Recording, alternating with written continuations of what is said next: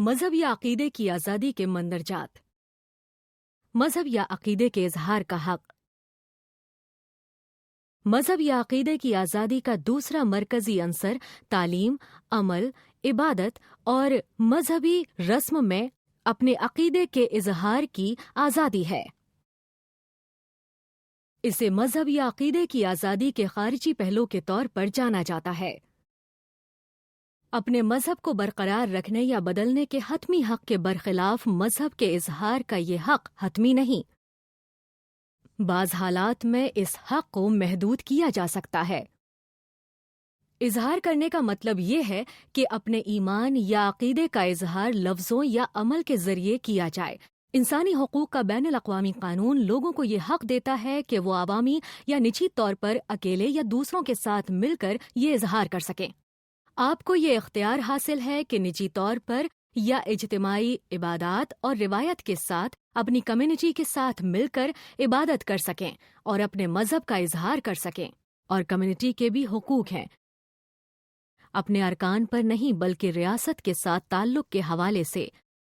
ان میں سے ایک بہت اہم حق یہ ہے کہ ریاست یہ یقینی بنائے کہ مذہبی یا عقائد کی حامل کمیونٹیز اگر قانونی شناخت حاصل کرنا چاہیں تو کر سکیں۔ مطلب یہ کہ وہ اپنے بینک کے اکاؤنٹ کھول سکتی ہے، لوگوں کو ملازمت دے سکتی ہیں، عمارتوں کی ملکیت حاصل کر سکتی ہیں اور ادارے چلا سکتی ہیں۔ افراد اور گروہوں کے لیے اپنے مذہب یا عقیدے پر عمل کرنے اور اس کا اظہار کرنے کے بہت سے مختلف راستے ہیں، اور اقوام متحدہ کے ماہرین نے بہت سی ایسی سرگرمیوں کی مثالیں پیش کی ہیں جن کا تحفظ کیا گیا ہے۔ عبادت، تہوار اور دیگر مذہبی رسوم کے لیے جمع ہونا، مذہبی لباس پہننا اور اپنے مذہب کے مطابق خصوصی خوراک استعمال کرنا، عبادت خانوں، قبرستانوں وغیرہ کے لیے جگہ ہونا اور اپنی مذہبی علامات کی نمائش کرنا، معاشرے میں اپنا کردار ادا کرنا، مثال کے طور پر رفاعی ادارے بنانا، اپنے مذہب یا عقیدے کے بارے میں بات کرنا، اس کی تعلیم دینا اور اپنے مذہبی قائدین کی تربیت اور تعیناتی کرنا، اپنے مذہب یا اعتقاد کے بارے میں لٹریچر لکھنا، چھاپنا اور اسے پھیلانا، قومی اور بین الاقوامی سطح پر اپنے مذہب سے متعلق مسائل پر بات کرنا، رضاکارانہ ڈونیشن یا چندہ جمع کرنا۔ اس موقع پر آپ کہہ رہے ہوں گے کہ بہت خوب، یہی وہ حقوق ہیں جو ہم اپنی کمیونٹی کے لیے چاہتے ہیں۔ آپ شاید کچھ پریشان بھی ہوں کہ ان گروہوں کا کیا ہے جو اپنے ارکان کو دباتے اور کنٹرول کرتے ہیں، یا جو دوسروں کے خلاف نفرت اور تشدد کو ہوا دیتے ہیں، کیا وہ بھی اپنے اعتقادات کو پھیلانے اور عمل کرنے میں آزاد ہیں؟ اس کے دو جواب ہیں۔ شہری اور سیاسی حقوق پر بین الاقوامی معاہدہ کی دفعہ 5 کے مطابق کسی ایک حق کو دوسروں کے حقوق دبانے کے لیے استعمال نہیں کیا جا سکتا۔ چنانچہ مذہب یا عقیدے کی آزادی کسی ریاست، کسی شخص یا گروہ کو دوسرے لوگوں کو دبانے، تشدد پر ابھارنے یا پرتشدد کارروائیاں کرنے کی اجازت نہیں دیتی۔ یقیناً بہت سی حکومتیں اور گروہ طاقت اور دباؤ کے حربے استعمال کرتے ہیں، لیکن مذہب یا عقیدے کی آزادی سے انہیں یہ حق نہیں ملتا۔ اس کے برعکس اس آزادی کا وجود دباؤ اور تشدد کے ذریعے دبائے گئے لوگوں کا تحفظ کرتا ہے۔ دوسرا یہ کہ اگرچہ اپنے عقائد کو رکھنے یا بدلنے کا حق محدود نہیں کیا جا سکتا، لیکن اپنے مذہب یا عقیدے کے اظہار اور اس پر عمل کو محدود کیا جا سکتا ہے۔ تاہم دفعہ 18 سے یہ وضاحت ہوتی ہے کہ ایسا صرف اسی وقت کیا جا سکتا ہے جب درج ذیل 4 اصولوں کی پاسداری کی جائے۔ یہ تحدید قانون کے مطابق ہونی چاہیے، جو دوسرے لوگوں کے تحفظ کے لیے ضروری ہو، غیر امتیازی ہو اور اس مسئلے کی مناسبت سے ہو جس کو حل کیا جانا ہے۔ یہ اصول نہایت اہم ہیں۔ ان کے بغیر حکومتیں کسی بھی ایسے گروہ یا مذہبی رسوم پر پابندی لگا سکتی ہیں جسے وہ پسند نہ کرتی ہوں۔ یہ پابندیاں یا تحدید ریاستی کنٹرول کے ایک ہتھیار کے طور پر نہیں بلکہ آخری چارہ کار کے طور پر لگائی جاتی ہیں۔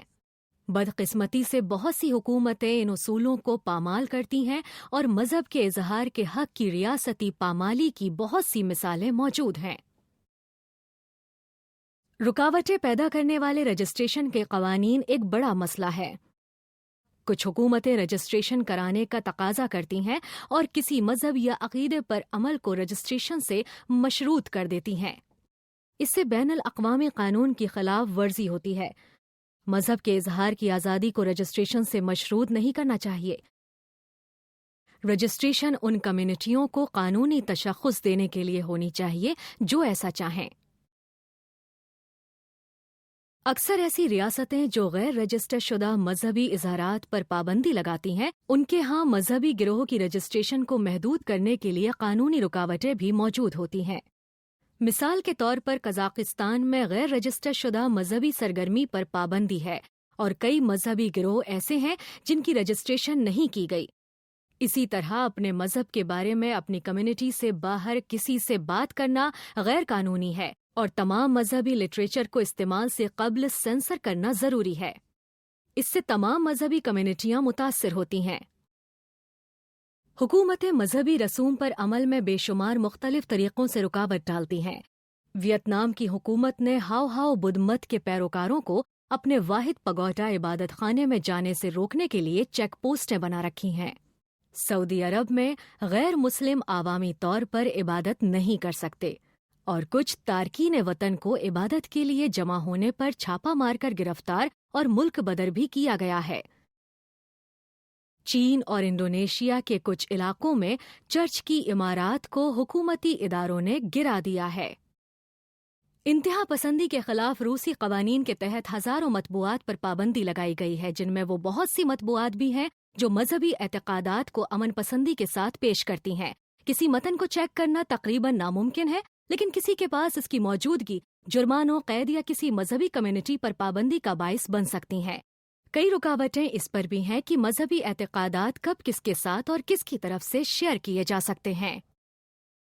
فرانس میں کچھ قصبوں میں میئرز نے عوامی جگہوں پر امن و امان کے نام پر برکینی پر پابندی لگانے کی کوشش کی۔ برکینی تالاب میں نہانے کا خواتین کا لباس ہے جو چہرے کے علاوہ سارا بدن ڈھانپتا ہے۔ یہ قانون اعلیٰ ترین انتظامی عدالت نے منسوخ کر دیا، لیکن عوامی جگہوں پر چہرے کے نقاب پر پابندی برقرار رکھی گئی۔